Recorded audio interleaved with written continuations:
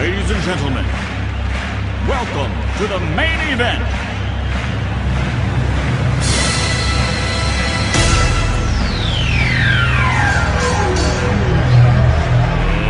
Let's get ready to rumble!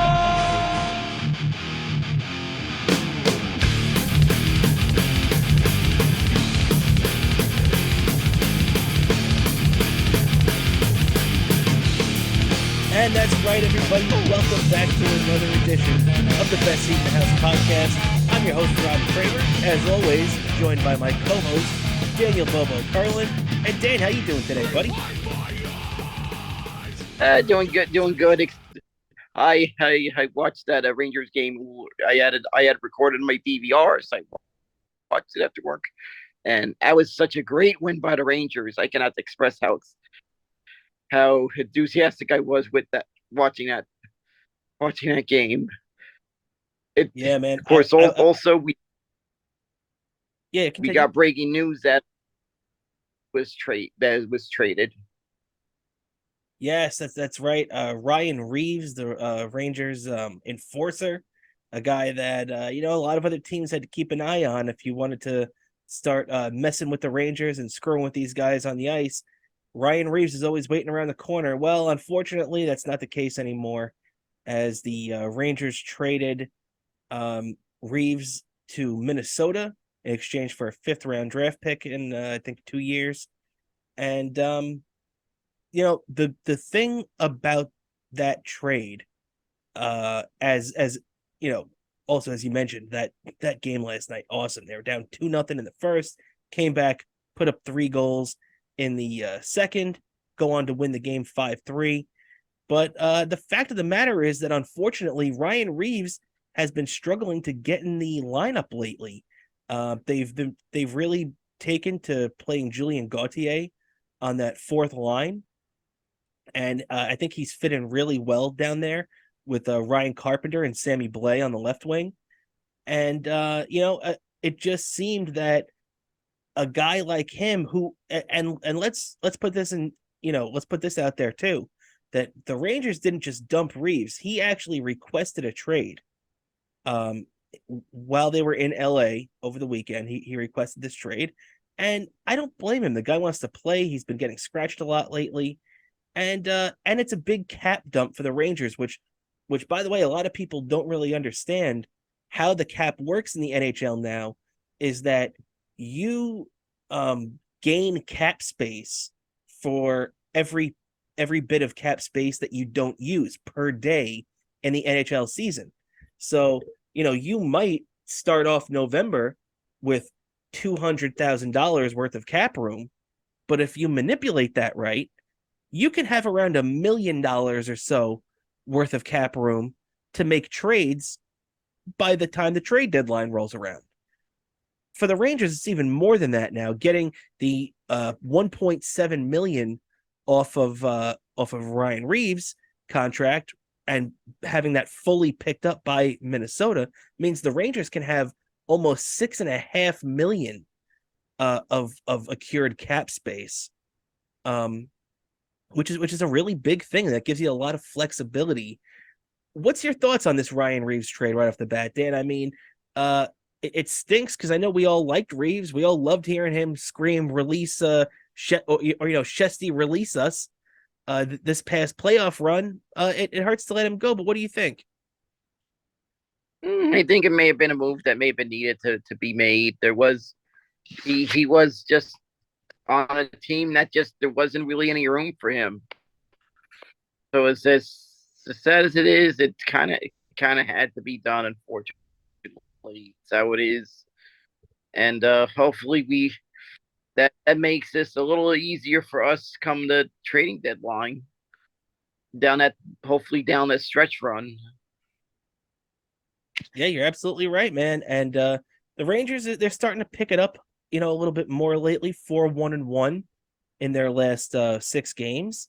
They're starting to look a little bit more like that team that we saw all of last season, which, obviously that big comeback last night really was one of the things that personified last year's team. Didn't matter how many goals they were down, they were never out of a game.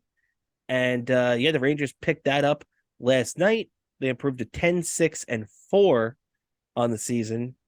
Ugly off the bat, but hey, they got to start somewhere. And now tonight, they're going to be playing in Anaheim at 10 o'clock against the Ducks.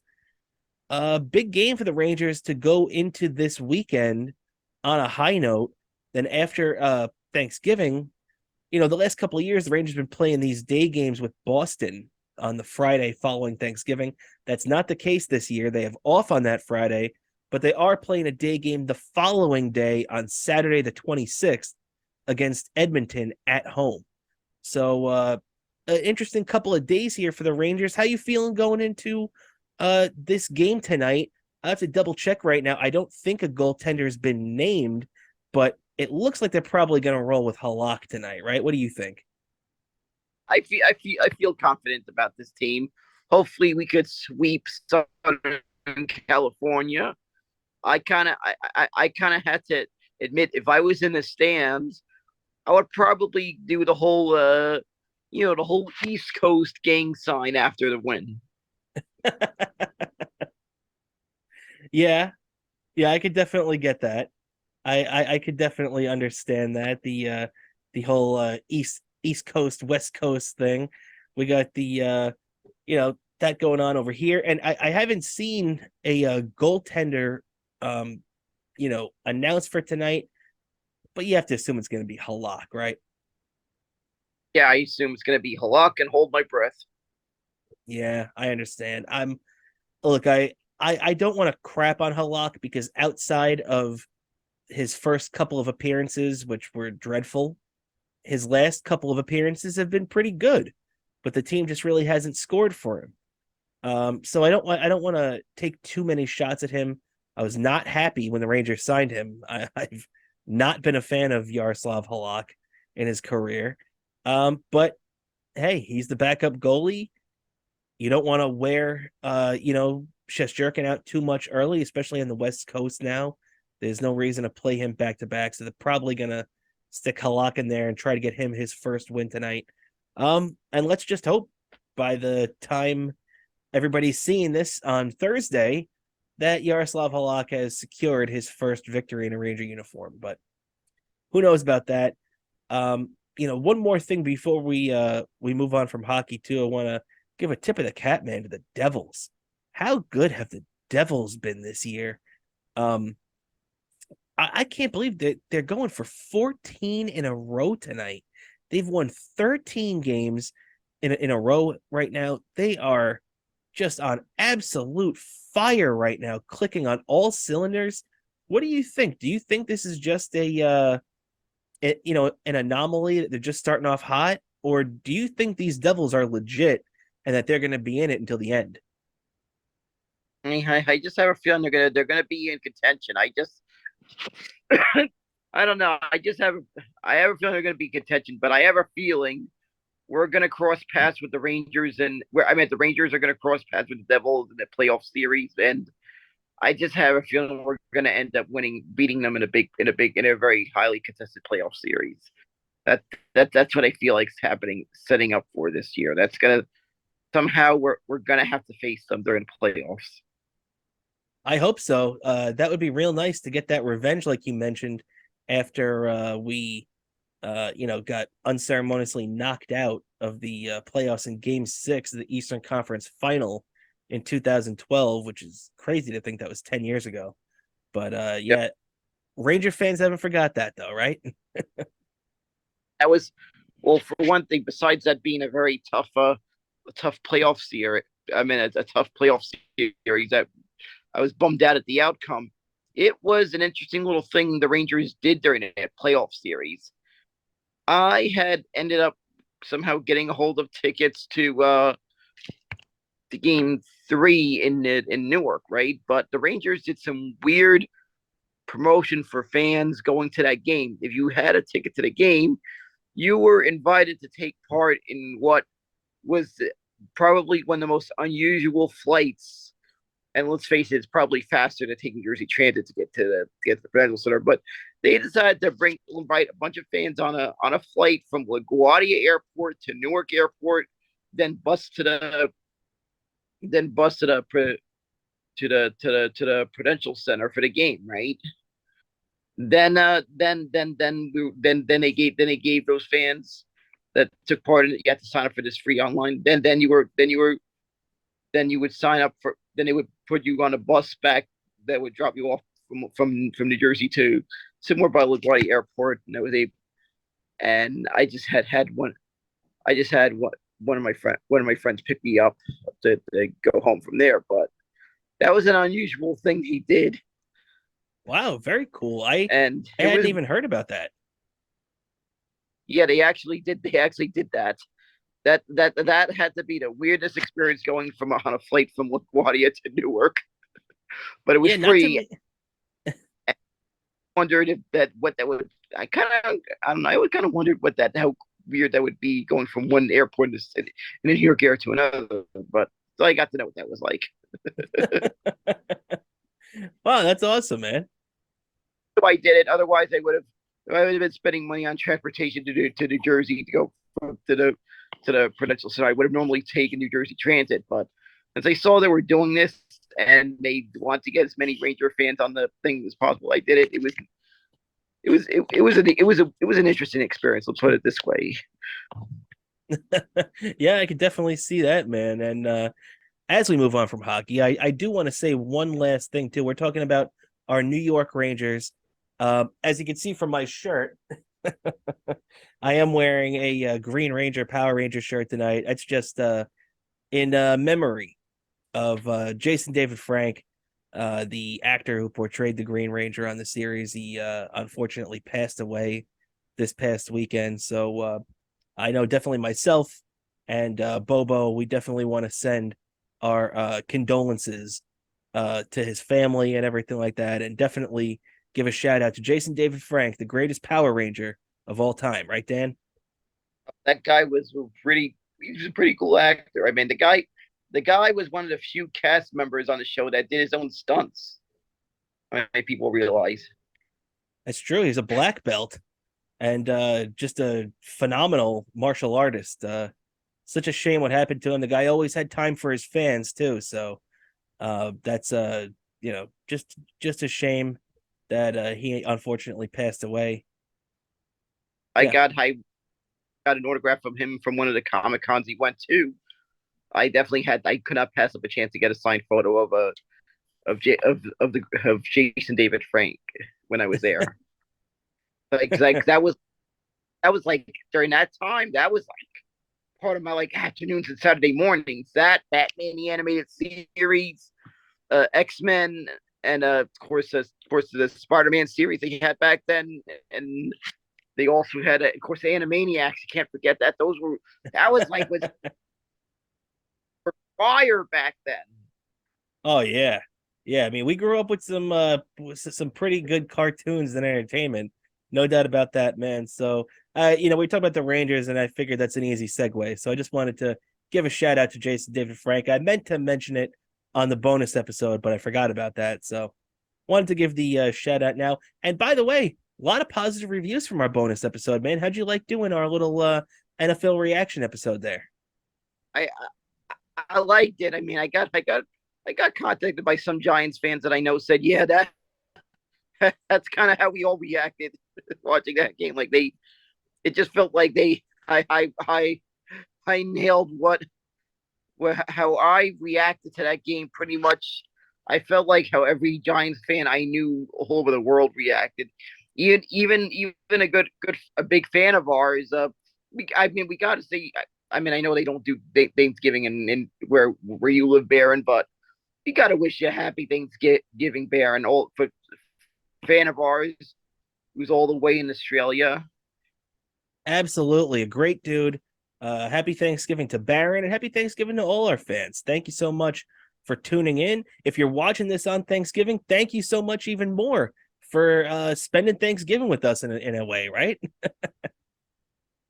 Probably watch food to be cooked or watching it. You know, you're waiting for the Giants game to start. I got I got the table set up in the living. I got the table set up watching to potentially depending what time if it's around the time we're eating, I'll be I'll be eating my Thanksgiving dinner while watching a Giants game. Hopefully, Hell, hopefully, hopefully we win. hell And yeah, at the man. same time, whatever Yeah, and continue. whatever happens, I mean, even if hopefully the outcome isn't one that I'm gonna be upset at, but if it is, well, it's a perfect to because there'll be well, Thanksgiving. There's some booze on hand, but at Of least it's course. gonna be great food. I mean, I have to say, there was a family member that was like, I forgot how old she was. Like, I mean, she was like, but she was like really old, but she like my aunts and uncles always knew her would always talk about her cooking for years when they were kids. I got to know her cooking growing up. When this woman passed away, she it was like it was like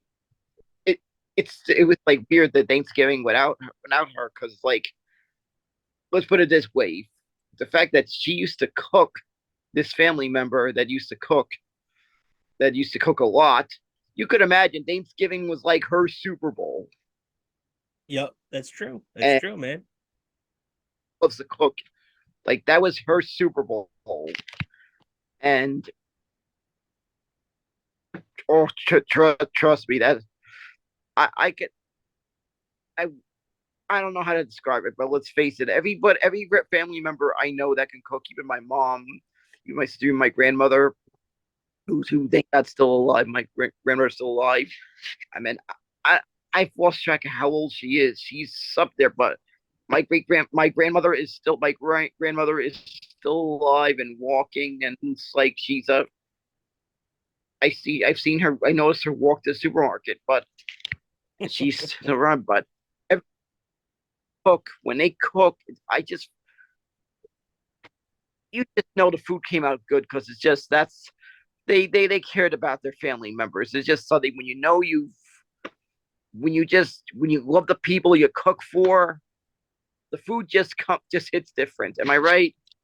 No doubt about it, man. No doubt about it. And there's nothing better than a home cooked meal, especially on Thanksgiving. And the best thing that goes with a home cooked meal on Thanksgiving is some great football. And you already mentioned it. Your Giants are going to be in Dallas tomorrow, man. And you know, there's a lot of people who are not giving the Giants any chance. Now, I know that the Giants are a little banged up. Obviously, Wandale Robinson's down. It looks like Dexter Lawrence is questionable. Kenny Galladay is questionable. Um, you've got Evan Neal is doubtful. Even they're saying that he's probably not going to be playing. The Giants' offensive line is a little banged up right now. Also, they've got that kid Bellinger. It looks like he's not going to play. Um, you know, the Giants are a little banged up right now, but the thing I don't understand is that people have been counting the Giants out all year. All year, every week, you hear all the experts, especially, early on in the season, pick against the Giants every single week. And what have the Giants done most of those weeks? Gone out and win. Now, I'm not saying the Giants are going to win tomorrow, but man, I hear some of these people on WFAN I was listening to all day at work, and I'm hearing these guys talk about, um, you know, the Giants getting blown out tomorrow, not having a chance. Oh, it's going to be 40-10. Oh, it's going to be 35-0. I don't think it's going to be like that. I think even if the Giants lose tomorrow, it's going to be a close, tight game where the Giants are putting a lot of pressure on Dallas. What do you think? I feel the same thing. It's going to be a close game. Hopefully we're on the of it, but it's going to be a close game. Help my seat the whole thing. I mean, that entire game, and I'm hoping once again the Cowboys have once again lost on Thanksgiving. I'm hoping. I'm hoping the Giants make sure that remains consistent, because I don't have any putting it for the most part in any of the games of Thanksgiving. So I would just salute. I'm mainly rooting for the Giants to win, which will result in losing. So it's double great, and I can't wait to see that, and eventually, and the MVP of that, hopefully that Giants victory will be interviewed, and as tradition, as a little tribute to John Madden, they'll be eating a turkey leg. That's probably the size of those. I don't know if you know that stand. You know how in Disney World, how there's that one stand giant turkey legs. Oh yeah. That's the best way to describe what I've seen them eat. What I've seen the MVP of the Thanksgiving game eat. So I'm expecting that, and I thought it was nice to dedicate the Thanksgiving Day games to the late John Madden. Truly, the man truly is forever known as the voice of football. No doubt about it, man. The team, just John Madden by himself is, an icon, and the team of John Madden and Pat Summerall is just like football, in my head for the rest of my life. Those guys were the best. You're totally right. Matter of fact, I was trying to pay tribute to John. I want to pay tribute to John Madden by by watching one of the biggest moments that he got to be in the booth for. And since I'm a Giants fan, and I noticed that he was in the him and Pat Summerall did the play by. We're in the booth for Super Bowl 21. I went and watched the entire original broadcast of Super Bowl 21. I hooked up my laptop to the TV and just watched one of the biggest moments in Giants history. Exactly. That was their first. That's that was their first trip to the Super Bowl. And by the way, a little fact: that was a bit of a Super Bowl first. That was they invented two things. That Giants team invented two things. For one thing, that probably the first known that they invented the Gatorade bath. It's well known. It's true. When the other thing, Phil Simms was the very first Super Bowl MVP to do that famous "I'm going to Disney World" ad campaign. I also noticed in a documentary, and thanks to some things I looked up on YouTube, a documentary about the 1986 Giants. He was saying they had to film two versions of the commercial for the East and the West Coast. All of us here on the East Coast will see the Super Bowl MVP in the commercial say "I'm going to Disney World." A lot of people on the West Coast who or might be a little bit shorter of a distance to Disneyland out in California will see the Super Bowl MVP in a commercial say "I'm going to Disneyland." And then to get an idea of what that would look like. I watched some of those. I looked at the I think I looked up one of those commercials. I think I looked up the one that Eli Manning did when they won Super Bowl 42.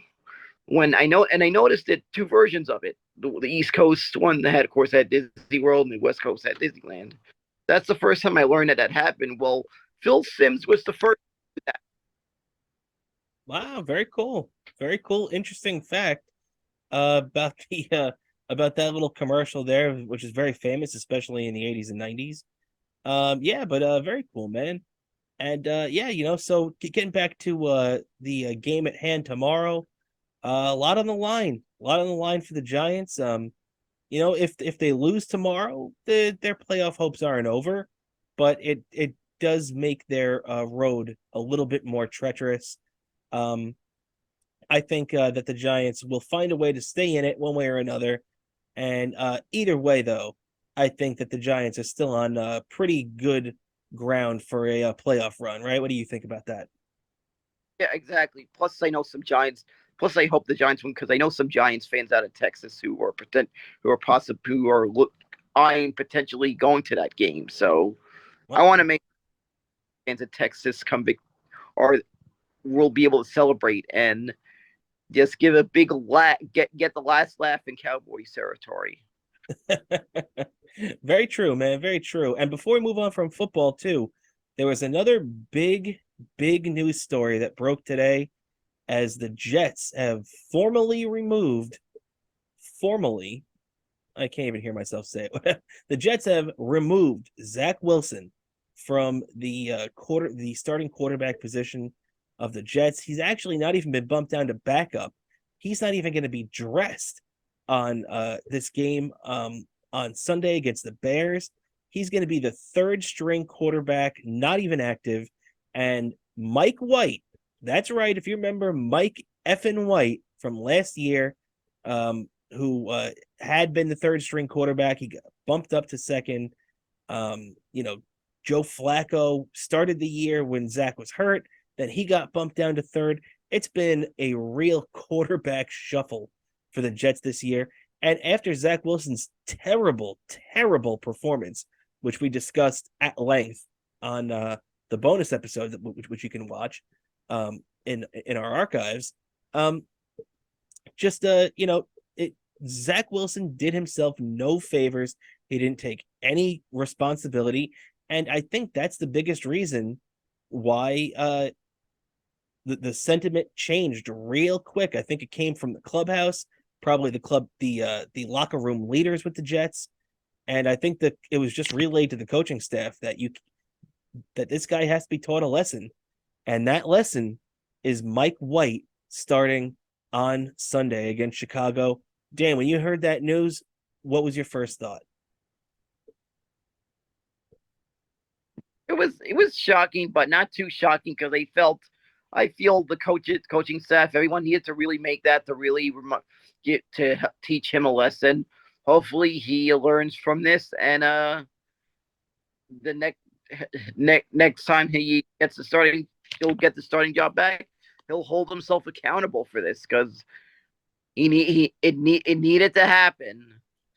He might not like it, but he'll be thankful later, and hopefully it goes how they expect, and it improves him as a player and as a teammate. Exactly. I think you hit the nail on the head right at the end there, not only as a player, but as a teammate and a person. You gotta remember too, he's a young man. He's still learning. He hasn't played quarterback all that much, especially at this level. So, I don't want to kill the guy. So I'm just gonna sit here. I totally agree with everything he said. It had to be done. Hopefully it teaches him a lesson and we'll move on. But so a lot of people have been saying that because of Zach Wilson's performance and how the Jets are reacting to it and the uncertainty with Mike White, depending on how well he plays, this could be the last time that Zach Wilson ever starts a game for the Jets again. Dan, if you had to put your money on it, would you bet yes or no that Zach Wilson ever starts a game for the Jets again? This one I feel is going to be 50-50. It's all on how this quarterback performs this year, and that's going to determine this year and beyond what Zach Wilson's future with the Jets could be. Yeah, it's true. But I mean, if I was asking you right now to put your money on it, would you say yes or no that he actually starts for the Jets again? I have a feeling no, because I just felt like that he was willing to do what it took to be a quarterback on this team. Yeah, you're not wrong, man.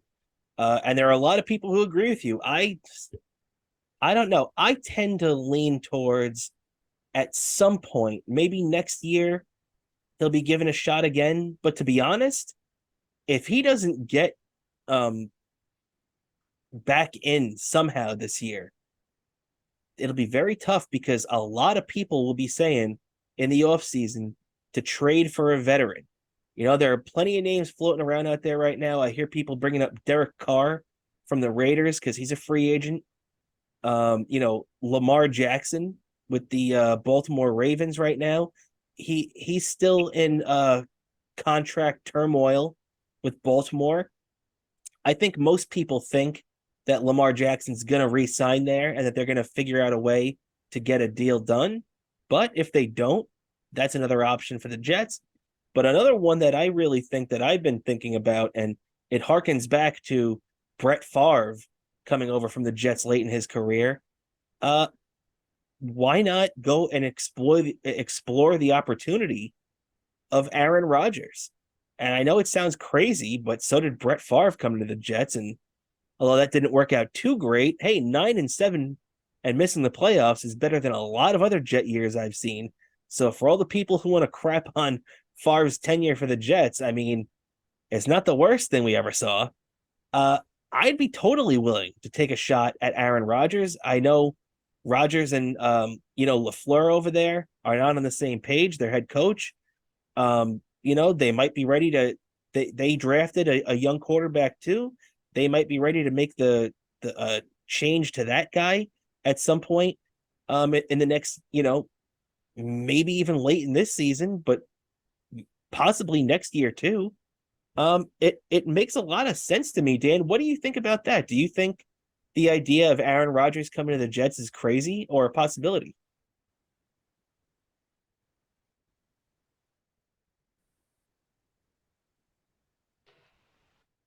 I think it could be a realistic possibility. And I feel also that they signed Aaron Rodgers. It might work out better for the Jets than that Brett Favre deal did, because they feel that Aaron Rodgers, he's still he's still got a couple of years left. I mean, Brett Favre was a player that kept walking retirement. That's a very good point too. And actually, you are very right too, because when the Jets got Brett Favre, he was 39 and about to turn 40. I mean, Aaron Rodgers is right now 37. So if the Jets traded for him this offseason, they'd still have about 2 years until he was the same age that they got Favre. So who knows? Maybe they could squeeze a good year out of him. Maybe they could squeeze 2 good years out of him.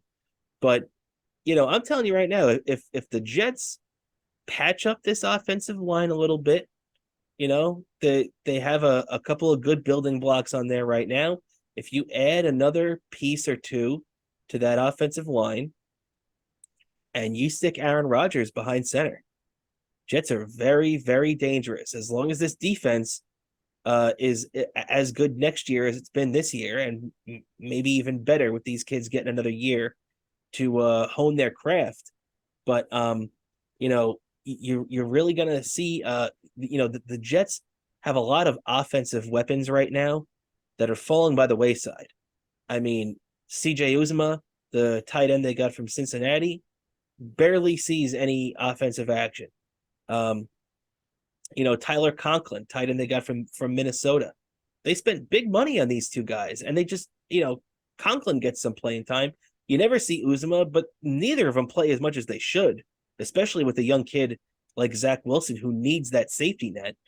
Braxton Berrios, Garrett Wilson, Elijah Moore. The Jets have a lot of offensive power, and that's not even talking about Breece Hall coming back from that injury next year. I think it makes a lot of sense for you to stick a veteran quarterback in there and bring it all together, even if it's not Aaron Rodgers. So, I guess we'll see where it goes from that. Right now, Dan, I know there's so many things that can happen between now and then, but you've already said you don't think it's going to be Zach Wilson. If you had to take a guess right now, do you think the Jets quarterback next year is going to be either Mike White, a different veteran the Jets are going to go out and pick up, B, whoever that may be, or C, a rookie quarterback from this upcoming draft, who they put all their hope in now in that one? If you had to pick from one of those three choices, what do you think is the most likely scenario to actually happen? Well, I think the more realistic one would be Mike White. Yeah. Pending how he does this year. Now that's the name of the game. It's all going to depend on how Mike White plays, because we all probably know it. I mean, it's not going to be Joe Flacco, but it could be a different veteran QB. It could be a rookie. Who knows? We're just going to see what Mike White gives the Jets now. So, I think that'll just about do our football talk. We got a couple other things to cover. We started with the hockey, a little bit of basketball though, before we move on real quick to some hot stove before we get out of here, Dan. how are you looking at the Knicks so far this year? They've had some ups and downs. Obviously, last week they had a terrible loss last Sunday where they lost 145 to 135. That's right. They allowed 145 points. I mean, man, the Knicks teams that me and you grew up watching in the the 90s and everything like that, you'd have to play two games to score 140 points against the Knicks. Now they just they allowed that for the bulk of it in one half too. So what are your thoughts on the Knicks so far? There's a lot of criticism of Thibodeau going around, but it looks like the team is starting to play a little bit better. What are your thoughts about that? I feel like the team is starting to play a little bit better. I feel there's some I feel some of our young players on the team are starting to come to our own. I think feel like it's looking more each of these the more we have had these losses like this, it just feels like it's gonna be another tank year that we're gonna sit and hope this time. I'm not gonna get if we have the worst record at the end of the season. I'm not gonna get overexcited because I just know how that happens every time that happens. We watch the draft lottery and then wah, wah, we don't even get a top three. But that's what it felt like. It felt like I remember a few years ago we thought, oh, the Knicks are losing so much, we're probably gonna get a. I mean, but this is like crazy because we knew time Cleveland was literally their whole mo that year was to tank just so they can get LeBron James. If you remember that, they were like really like they had gotten tanking down to a science apparently Oh yeah. because it worked. They got could probably pull up the shocker and in the fact that we're losing so much, maybe we win the LeBron James sweepstakes or something, right? Nah, that didn't go well. Knicks sort of got maybe barely in the playoffs the next year. Then never really quite panned out that well. Then we go through a bunch of years of losing. Then we sort of got good again. We thought maybe we could win it. We thought, yeah, this offseason we're going to sign LeBron James. We didn't. We just got was like maybe number two on the list and didn't quite work out with Melo. Then there's like a bunch of years of tanking. Oh yeah, maybe we're gonna get the super team that we thought. Didn't quite happen that off season. And of course, last year we got to the playoffs, but we lost in the first round. So it's like we have it's been a long time, and I just hope that this year is a building block year for that finally that the Knicks rise again finally. Well, I don't think the Knicks are um so much in tanking territory right now.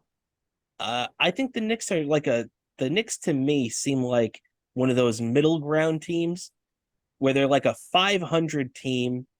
They can't really figure out their identity right now. Um, and I think that that's a big thing that they're going through. I like what I see out of Jalen Brunson. He just dropped 30 points the other night, had a bunch of assists. Looks like he's going to be a really good point guard for the Knicks here. Um, we've seen a lot of up and down performances out of RJ Barrett, a lot of them. So, you know, take that for what you will. Julius Randle, I'm still sick of Julius Randle. I hope they can find a way to trade him. But I will say this, he has been playing better this year. So I'll at least give him that. But for the Knicks though, they seem to me like a 39 to 44 win team. And you know what that's going to get you? It might get you in the playoffs, but it's also probably got you yet another first round knockout. And I keep coming back to the fact that I just don't understand with all these draft picks that the Knicks have accumulated over the really just this past year because they made a whole bunch of deals to acquire future draft picks. Leon Rose going out, wheeling and dealing during the draft. What I don't understand though is what are you holding on to all these picks for? These picks in basketball, all they really do, unless you have a lottery, top 5 pick, those picks in basketball mean nothing. These kids come out today, half of them in the first round are busts. Maybe a couple of other ones, you'll get lucky on out of the top 10. But even in the top 10, think about the kids the Knicks have drafted in the top 10 the last couple of years. Kevin Knox, how long did he stick around in the league for? I mean, I know technically he's still hanging on by the skin of his teeth, but Kevin Knox is a bust. Frank Ntilikina, you never even hear that guy's name anymore. Those are 2 guys who went in the top, not only top 10, top 9. So when we sit here and just complain about I don't want to give up 4 draft picks, I don't want to give up this. The Knicks had the chance to get a star, or at least a borderline star, to make a difference on this team. And you know where he is right now? Is playing in Cleveland. That same Cavaliers team that you were talking about a couple minutes ago that tanked for LeBron 20 years ago. Well, they have a star in Donovan Mitchell right now that should be on the Knicks. And look, I know, they were trying to get you to give up RJ Barrett. They're trying to get you to give up this and that. Guess what? If you had given up the 4 first-round draft picks that they wanted, Donovan Mitchell would be a Knick right now. And I like all the flexibility that Leon Rose has gotten the Knicks. But sooner or later, you have to go out there and pull the trigger and make that big deal, right? Yeah, exactly. I felt the same pain I felt in a lot of past off seasons, right? That off season we thought we were going to get LeBron James. I felt that pain last off season. I felt that same pain, of course, every off season disappointment we've had in Knicks history the last couple of years. I felt when we didn't get Donovan Mitchell, and can't for once we our freaking GM does the right thing, and and we finally get our guy and get the guys we could build around that guy. And hopefully the formula that works so well for great teams that have won a championship works well with us, and I can finally own a Knicks shirt that says World Champions on it. Yeah, because it's been a long, long time since the Knicks won. The last time they won it was the 72-73 season. So this season, the 22-23 season, is 50 years. The Knicks are now in Jets territory. It's been since their last championship. Just crazy when you think about it. So, the Knicks really need to turn things around. And they did before we move on though, I did want to mention too that although they did come back down to earth by getting knocked around by Golden State the other night, they did have a good win last night, 129-119, and they also had a really, really nice win in Denver. I think it was Thursday or whatever last week. It was late last week. The Knicks won in Denver, and that was the first time the Knicks have won in Denver since 2006. Think about that. That's how long it's been since the Knicks have won in Denver. I believe they said it was 14 or 15 straight losses they had there in that city. And they showed the lineup from the last time the Knicks won there. And it had names that we have not seen in a Knick uniform in a long time. Guys like Channing Frye and Stephon Marbury and Eddie Curry. And boy, that really takes you back to a different point in Knicks history, doesn't it? Yep, that was another year that was disappointing, and not much has changed since then, unfortunately. Yeah, unfortunately, and I think they've had maybe 2 or 3 playoff berths since then. So, well, let's hope Leon Rose is laying this groundwork. And hey, we have all these first round draft picks. Maybe they can somehow turn that into a superstar. because God knows they need one. No doubt about it. Although, real quick, we also learned that with the Brooklyn Nets, getting a couple of superstars doesn't necessarily guarantee you anything. As they at one point had Harden, future Hall of Famer, Kyrie Irving, potential future Hall of Famer, and Kevin Durant, slam dunk future Hall of Famer, all in the lineup at the same time. And all it got them was a trip to the second round and a loss in Game 7 in Milwaukee. So it didn't work out for the Nets. Let's hope things work out better for the New York Knicks. Before we move on, though, before we get out of here, Dan, I did want to touch on some MLB free agent news. We got, unfortunately, it's very quiet on the Mets front at the moment.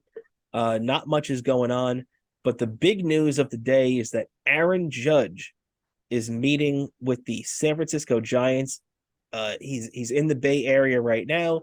They had all kinds of videos and pictures of him entering the hotel where they're staying at for this meeting with the Giants and everything. What do you think about that, Dan? You think that Judge is seriously considering going to San Francisco here, or is this all kind of like a dog and pony show just to get the Yankees to offer a little bit more money?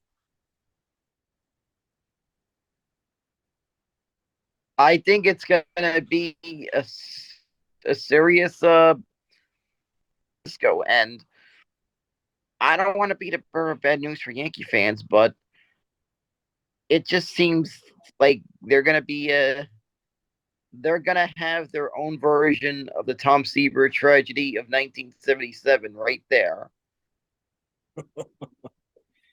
Boy, that would be a major, major hit to the Yankees if Judge leaves. I want to tell you something that I feel we wouldn't even be talking about this had George Steinbrenner been alive. I think George Steinbrenner would have done everything he could in his power. Like, it would have been pretty much Aaron Judge doesn't want to stay with the Yankees. Would be the only way that Aaron Judge would not even be the Yankees, because Steinbrenner would do everything in his would have done.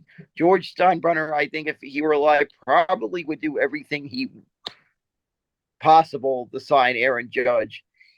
He would even go as far as even at offering the assistant to the traveling secretary to shine his shoes, if that's what it took. No doubt about it. And Costanza would have no problem doing that.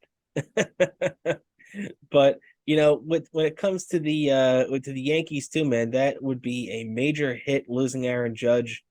Also too, I really think much along the same lines. I think that Jacob deGrom, if he goes to Texas, which is a rumored place that is interested in him right now, I think that would be a major, major hit on deGrom's numbers. I don't think he would ever have any numbers that resembled anything he did in a Met uniform.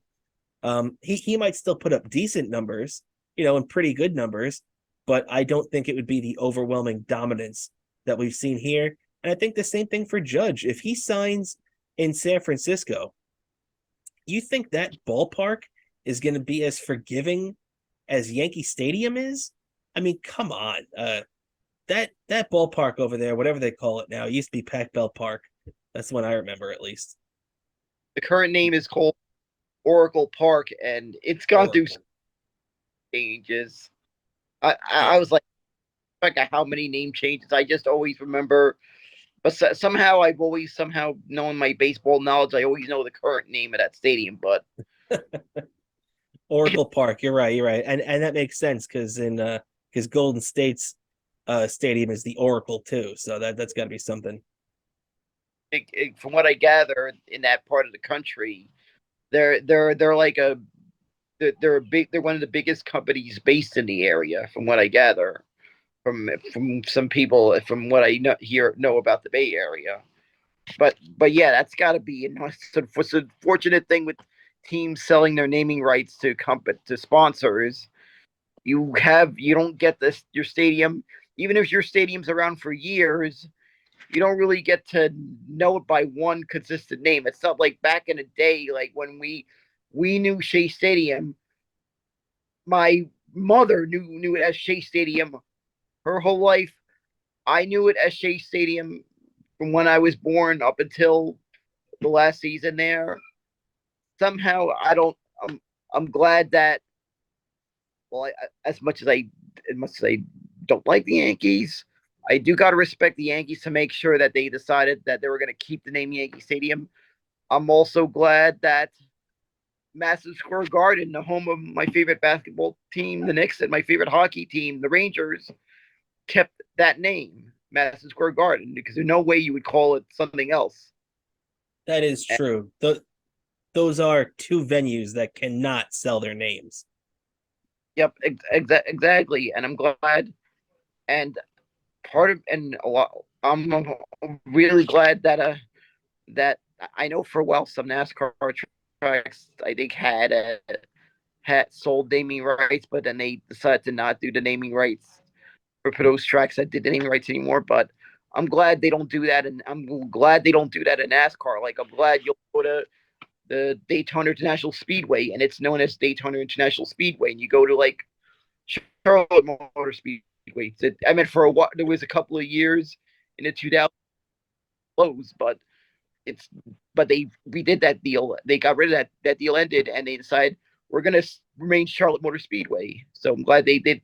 So I'm glad they did. I'm glad they NASCAR at least respects that with especially some of the tracks that have become iconic venues in the sports. I'm glad they do that still, and as I'll accept that they do the naming rights because it's how it is with the like City Field. I accept it, but doesn't mean I like it that it's called that they sold the naming rights to City, but I'll accept it because I want my Mets to win, and this is what the stadium that I go to see my favorite team is known as, so that's what it's known as. Even though plenty of times I've called the G Stadium, and the same thing when Everybody's I go made to a that Giants mistake. game. Yep, and the same thing when I go to a Giants game in the Meadowlands, I'll call it Giants Stadium still. Yeah, even me, I'm a Jets fan, and they can call it MetLife Stadium all they want. To me, in my head, it's still Giant Stadium, which is another reason why I hope the Jets eventually move out and build their own stadium. But that's a tale for another day. As yeah, so unfortunately too with the baseball talk that we were just trying to get into. What's that, Dan? What's The other that? thing I got to say about that team is I don't think it's likely to happen with the Jets getting their own stadium because you know how the NFL is. It's like they only have so many home games during a year that it's like I don't think that, and I feel like it's always expensive on cities to have to put together a stadium that they only host 9 games a year. Well, the Jets had the stadium that could have been built on the west side, and they had all those plans, but they fucked it up. And the Jets would have had to have a stadium in Manhattan for a football team too would have been one of the most lucrative deals, one of the biggest things that they could have possibly done. Just like you see how the Nets, even though things haven't worked out for them so much player wise and championship wise yet, the Nets went from being an irrelevant New Jersey team. For the most part, nobody knew who they were or cared who they were. And then they moved to Brooklyn, and suddenly people care about them. People know what they're doing. They're worth a lot more money now. Their stadium's worth a lot of money. Their stadium hosts a lot of great stuff. The Jets could have done that. They could have. They had all this worked out, and they just fucked it up. And that's there's two things that will forever piss me off about that type of thing. A, James Dolan should have never allowed the Nets to move to Brooklyn. That is one of the stupidest fucking things I've ever seen in my life. Also, with the as we're talking about Manhattan and putting stadiums there with the Jets, I know the Nets are in Brooklyn, not Manhattan, but it's the same thing. It's the same idea. And with the Jets, blowing that stadium on the west side is one of the worst things to ever happen in this franchise, and they still haven't recovered from it yet. And they are still treated like and still feels like second class citizens in their own stadium, and it's their own fault. And it's because of their genius owner Woody Johnson, who does not know how to run a football team. So there you go. As I had to get that off What my chest. what do you expect with a guy that and whose company who owns a company that that's named after two Pekkas? Johnson and Johnson. You're right about that, man. You're absolutely right about that. And Woody Johnson is definitely a Pekka. You got that right, my friend. But hey, you know. And Malone is giving me a Beavis and Butthead moment.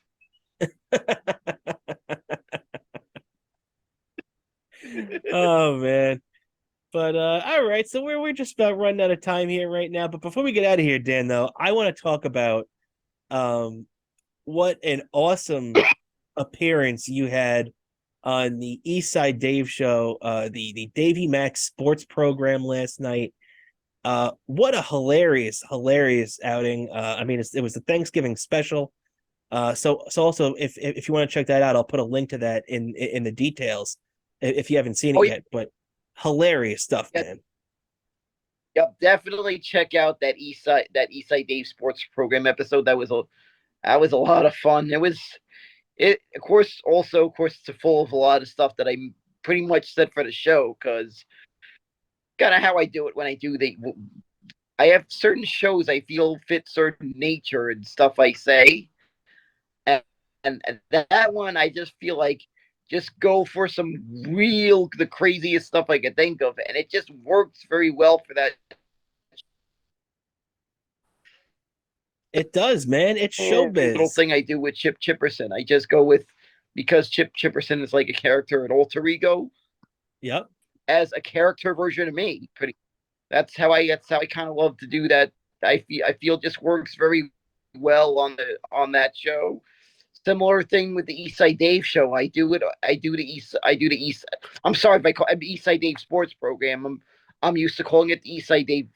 I've gotten so used to Eastside Dave show over the years, but it's how I do that. It just fits the nature of that show. That I just come up with crazy stuff I say when I'm around Eastside Dave, and it just works very well. So and it was hilarious, man. Definitely watch the Davey Max Sports program. I gotta make sure I get 3 plugs out of it on this show. So there you go, Dave. Absolutely. Thanksgiving to you, Dave, if you're watching this, and Roy, and of course Bobby behind the scenes, and all my fellow Eastside Dave show cast members. But we're all, I feel like we're all still a family, like the Eastside Dave show gang. Dave, Roy, the Robbie, the Big A, Flutesy, Andrea, Jimmy Blackman, Stevie Lou, Sean O'Berry. They're all great crew. So I gotta acknowledge the Eastside Dave crew, because they did all those guys. Because phenomenal, man. Yeah, phenomenal. Yeah. And it was a hilarious show last night too. Yeah, what were you gonna say? Exactly. It was just a great show. It was just a hilarious show, and I have to admit there are sometimes there are little things that I'll get reminded of little Davy, like when I said hey, we're like saying, like if someone was like, I said, hey, we're did you see where I put my money? Where's my money? And I'll say, like, where's my money? Little Davy. Exactly. Little Davy's always looking for his money. Now, if you told little Davy to bet on the Giants win the Super Bowl this year, it'd be a much better bet. Yeah, exactly. Be a little bit of a much better bet. I think I forgot what casino it is that Dave went to. I think I think he went to that casino by the Meadowlands, if I'm correct.